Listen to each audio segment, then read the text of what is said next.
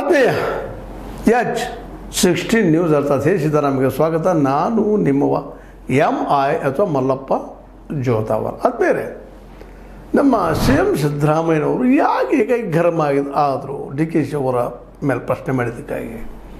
November 20ಕ್ಕೆ ಮುಗಿದ್ರೆ ನಿಮ್ಮದು ಯಾರೋ ಒಬ್ಬರು ಪ್ರಶ್ನೆ ಮಾಡಿದರು, ಬದಲಾಗ್ತದೆ ಅಂತ ಹೇಳಿದರು. ಸಿಟ್ಟಿಗೆ ಬಂದುಬಿಟ್ರು ನಮಗೆ. ಯಾವ ಎಲ್ಲಿ ನೋಡಿದ್ರಿ, ಇಲ್ಲ ಪತ್ರಿಕೆಯಲ್ಲಿ ಬಂದಿದ್ದು ಏನು ಹೇಳಿಕ್ಕೆ ನೋಡಿದ್ರು ಅವರು. ಯಾವ ಪತ್ರಿಕೆ ನಾನು ನೋಡಲಾರ್ದು ಅನ್ನೋಂಗೆ ಮಾತಾಡಿದರು.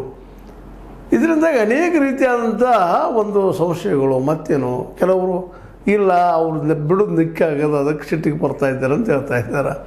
ಇನ್ನು ಕೆಲವರು ಇಲ್ಲ ಇದೆಲ್ಲೂ ಸುದ್ದಿ ಇಲ್ಲ, ಸುಮ್ಮನೆ ಯಾಕಪ್ಪ ಕಾಡ್ತಾ ಇದ್ದಾರೆ, ಇಲ್ಲ ನಮ್ಮ ಮೀಡಿಯಾ ಮಂದಿ ಅನಗತ್ಯ ಸಮಸ್ಯೆನ ಕ್ರಿಯೇಟ್ ಮಾಡ್ತಾ ಇದ್ದಾರಲ್ಲ ಇವರು ಅಂತೇಳಿ ಅದು ಅಸಮಾಧಾನದಿಂದ ಭಾಳಷ್ಟು ಜನ ಮಾತಾಡ್ತಾ ಇದ್ದಾರೆ.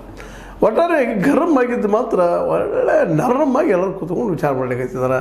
ಬಜ್ಜಿ ಚುಮ್ಮರಿ ಇಟ್ಕೊಂಡು ಮತ್ತೆ ಇಟ್ಕೊಂಡು ಹಂಗಾದ್ರೆ ಮುಗಿತೇನೆ ಸಿದ್ದರಾಮಯ್ಯ ಕೆಲಸ 5 ತಿಂಗಳು ಅಂತೇಳಿ ಇವೆಲ್ಲರೂ ವಿಚಾರ ಮಾಡಿದಾಗ ಸಹಜವಾಗಿ ಇನ್ನು ಕೆಲವೊಂದು ಜನ ಇಲ್ಲಿ ನಿಮಗೆ ಗೊತ್ತಿದೆ. ಈಗ ಹಿಂದಿನ ಎಪಿಸೋಡಲ್ಲಿ ಹೇಳಿದ್ದು ಏನಪ್ಪ ಅಂತಂದ್ರೆ, ಸ್ವತಂತ್ರವಾದ ಮೀಡಿಯಾಗೆ ಬೇಕಾಗಿರುವುದು ಸ್ವತಂತ್ರ ಧ್ವನಿ. ಆ ಸ್ವತಂತ್ರ ಧ್ವನಿ ಉಳಿಸಲು ನೀವು ಮಾಡಬೇಕಾದದ್ದು ಇಷ್ಟೇ. ಅದೇನಪ್ಪಾ ಅಂತಂತಂದ್ರೆ ನಿಮ್ಮ ಕೈಲಾದಷ್ಟು ಸಹಾಯ ಈ ಚಾನಲ್ಗೆ ಮಾಡಿ ಹಾಗೂ ನಿಮ್ಮ ಧ್ವನಿಯನ್ನು ಕಾಪಾಡಿಕೊಳ್ಳಿ. ಆದಷ್ಟು ಇವರು ಒಳ್ಳೆ ಅಡ್ಮಿನಿಸ್ಟ್ರೇಷನ್ ಮಾಡಿಕೊಡಬಾರದು ಅನ್ನೋದು ವಿರೋಧ ಪಕ್ಷಗಳ ಒಂದು ಏನಪ್ಪ ಅಂತಂದ್ರೆ ಪ್ಲ್ಯಾನ್ ಅಂತೇಳಿ ಸಾಮಾನ್ಯವಾಗಿ ನಂಬಕ್ಕಾಗ್ಯದ. ಯಾಕಂದ್ರೆ ಈಗ ವಿರೋಧ ಪಕ್ಷಗಳಿಗೆ ಇದನ್ನು ಕಾಂಗ್ರೆಸ್ ಸರ್ಕಾರಗಳು ಹೆಂಗೆ ನಾವು ಅದನ್ನು ಪೀಟ್ ಮಾಡಬೇಕು 2022ರಲ್ಲಿ ಅನ್ನೋದು ಈಗ ದೊಡ್ಡ ಸಮಸ್ಯೆ ಆಗ್ಯದ.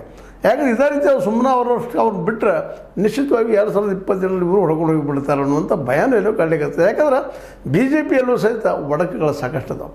BJP ಬೆಂಬಲಿತಕ್ಕೆ ಒಂದಷ್ಟು ಮೀಡಿಯಾಗಳಿದ್ದಾವೆ, ಕಾಂಗ್ರೆಸ್ ಬೆಂಬಲಿತಕ್ಕೆ ಒಂದು ಮೀಡಿಯಾಗಳಿದ್ದಾವೆ, ಇವು ಇಬ್ಬರು ಬಿಟ್ಟು ಸತ್ತು ತಿಳ್ಕೊಂಡು ಇರೋಷ್ಟು ಮೀಡಿಯಾಗಳಿದ್ದಾವೆ. ಅದ್ರ ಪ್ರಮಾಣ ಭಾಳ ಕಡಿಮೆ ಆದಂಥದ್ದು, ಇಬ್ಬರನ್ನೂ ಸಮಾನವಾಗಿ ನೋಡ್ಕೊಂಡು ಹೋಗುವಂಥದ್ದು.